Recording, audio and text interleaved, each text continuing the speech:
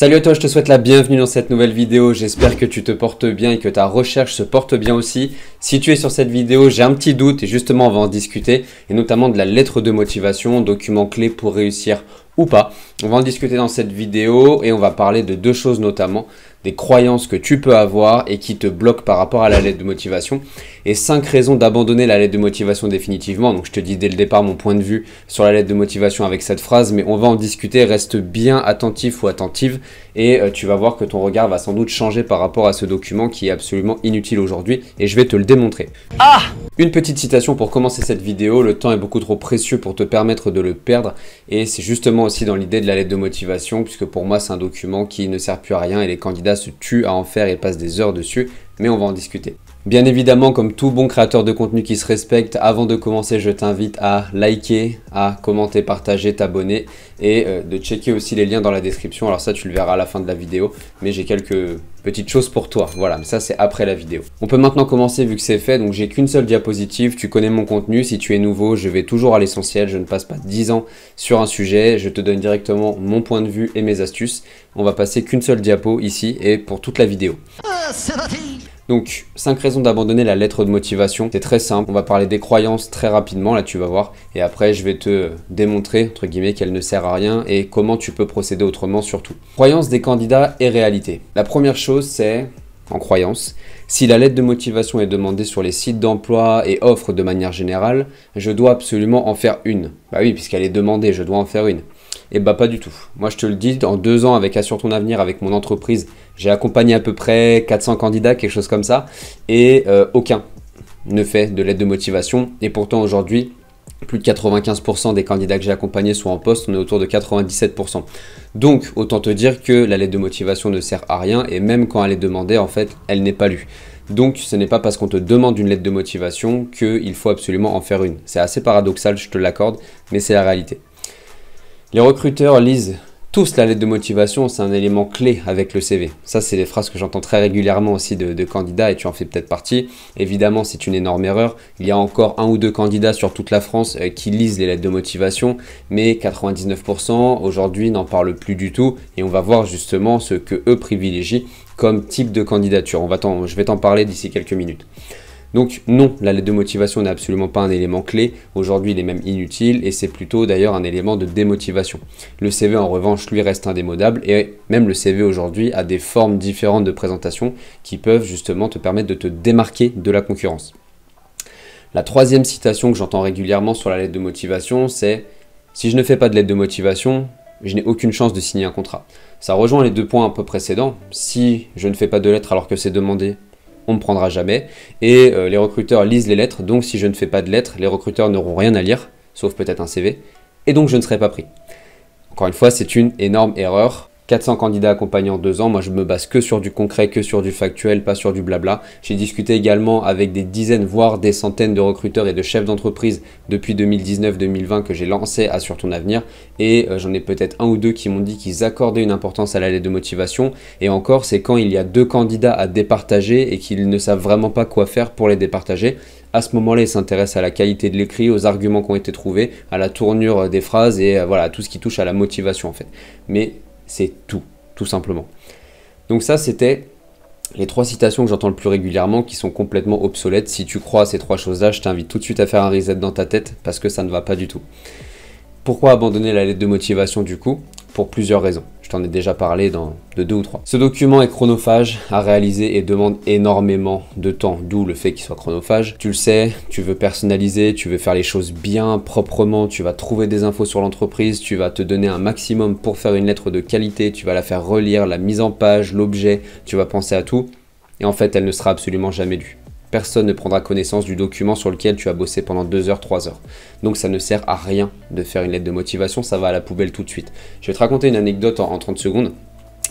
J'ai discuté avec 2-3 recruteurs qui m'ont dit qu'ils sont dans des groupes du CAC 40, donc des boîtes qui ont des sites internet où il y a énormément d'offres d'emploi, certaines dans l'énergie, d'autres dans l'aviation notamment, et il est demandé obligatoirement la lettre de motivation dans le processus de candidature classique sur toutes les offres.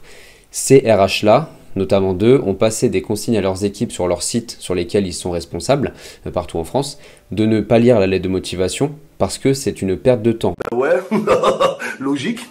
Les responsables ont demandé au RH, entre guillemets plus bas, de ne pas consacrer de temps aux lettres de motivation parce que ça fait perdre du temps au processus global de recrutement. Donc en fait, les lettres sont demandées sur le site parce que depuis la nuit des temps, sur ce site-là, dans le processus, il est demandé de joindre une lettre de motivation. Mais eux, en interne, disent la lettre, les candidats la font, mais nous, on la met à la poubelle. Donc c'est d'une absurdité absolue. Donc, s'il te plaît, arrête avec ces documents-là. C'est un document, moi j'appelle ça la lettre de démotivation. Tous les candidats procèdent de la même manière, donc se démarquer, en fait, ça devient absolument impossible. Toi, tu veux te démarquer et peut-être que tu n'as pas de réseau, peut-être que tu as un manque d'expérience, peut-être que tu as plein de choses comme ça qui font que tu n'es peut-être pas le candidat privilégié en tout cas, et tu fais comme les autres. Il y a un problème. Si tu veux te démarquer, sachant que tu n'as pas toutes les choses en ta faveur au départ, il faut que tu procèdes différemment, que tu travailles avec des manières de candidater différentes, et je vais t'en parler dans 30 secondes, mais voilà, il faut absolument que tu te démarques, et c'est certainement pas avec une lettre de motivation que tu vas te démarquer, puisqu'encore une fois, personne ne lira ton document. Pas le temps de niaiser. Même si elle est demandée, elle n'est quasiment plus consultée par les recruteurs. Je ne vais pas passer 10 ans là-dessus, je t'en ai déjà parlé, mais je voulais le renoter pour vraiment que ça entre dans ton crâne, que tu bosses pour rien toute la journée. Je suis désolé, si tu es candidat et que ça fait 2 mois que tu fais des lettres de motivation, que tu en as envoyé 50, 60, 70, qu'aujourd'hui même tu en as rédigé 3, tu as perdu ta journée. Voilà, je ne sais pas quel jour tu regardes cette vidéo, mais sache que ta journée, tu l'as perdue. Si tu la regardes tard le soir ou si tu la regardes le matin, je peux te sauver ta journée en te disant de ne surtout pas en faire. Voilà. D'autres techniques bien plus rapides et efficaces existent aujourd'hui. Tu as notamment l'email qui accompagne juste ton CV par exemple. Si tu candidates, évidemment il faut travailler avec d'autres objets que le simple candidature spontanée, alternance avec le poste et le nom de la personne, ça va pas du tout. Il y a des objets beaucoup plus travaillés pour ça, c'est pas le sujet de cette vidéo. Mais voilà, moi je peux t'aider, hein. Je coach des candidats tous les jours, je sais comment faire pour que tu te démarques, autre qu'avec des documents comme ça.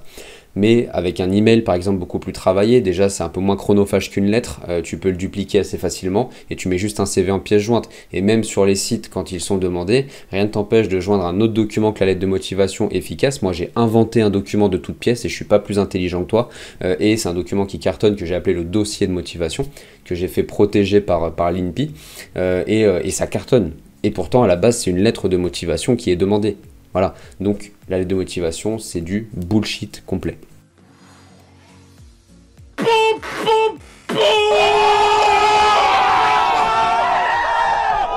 Les lettres de démotivation, moi j'appelle ça comme ça, sont extrêmement nocives pour ton mental et ta motivation. En fait, tu t'en aperçois certainement, tu vas en faire toute la journée, tu vas pas avoir de retour, ou alors le peu de retour que tu vas avoir, ça va être des retours automatiques. Donc en fait, toi, tu as charbonné, tu as bossé pour personnaliser la chose et tu reçois, entre guillemets, de la merde en retour. Et évidemment, ton moral, il va faire comme ça. Tu vas te dire, mais comment je fais pour me démarquer? Ta motivation en chute libre. Et si tu arrives, par miracle, à avoir un entretien avec cette manière de faire dans les jours qui suivent, ton moral sera tellement bas à ce moment-là que tu vas de toute façon foirer ton entretien parce que tu n'auras pas le bon état d'esprit, tu vois. Donc dans tous les cas, en fait, c'est une spirale négative et tu es voué à l'échec. Donc, procède différemment, forme-toi. C'est pas parce que à l'école on t'a dit qu'il fallait faire des lettres de motivation qu'il faut faire des lettres. C'est pas parce que chez Pôle Emploi ou l'APEC, qui sont des organismes qui ont la même cause que moi, qui aident des gens comme moi, donc je leur cracherai jamais dessus évidemment, mais en tout cas sur les manières de faire qui pour moi des fois sont un peu en retard, c'est pas parce que eux te disent de faire ça que tu dois procéder comme ça.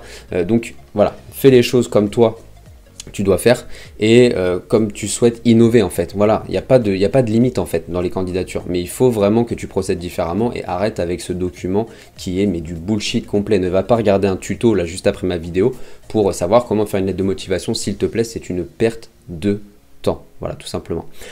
Je te laisse avec cette vidéo justement, j'espère que tu vas maximiser tes emails et toutes ces choses-là, essayer de procéder différemment. Si ça t'a plu en tout cas, n'hésite pas avec ce court format à, encore une fois, liker la vidéo, commenter, partager, t'abonner et cette fois, checker les liens en description, j'ai du contenu, tu peux rejoindre également une liste d'emails privés avec quelques cadeaux qui ne sont pas sur ma chaîne YouTube en termes de contenu. Donc je t'invite tout de suite à compléter le premier lien qui est dans la description pour me rejoindre et nous rejoindre puisqu'il y a déjà des centaines de candidats qui reçoivent tout ça. Et en attendant, je te dis à très vite pour une prochaine vidéo, soit témoignage, soit tuto, soit conseil, tout simplement. Je te dis à très vite. Ciao. Si cette vidéo t'a plu, n'hésite pas à la liker, la partager, la commenter. Tu as aussi tous les liens dans ma description auxquels tu peux accéder dès maintenant. N'hésite pas à me suivre aussi sur mes réseaux sociaux. Et en attendant, je te dis à très vite pour une prochaine vidéo. Ciao.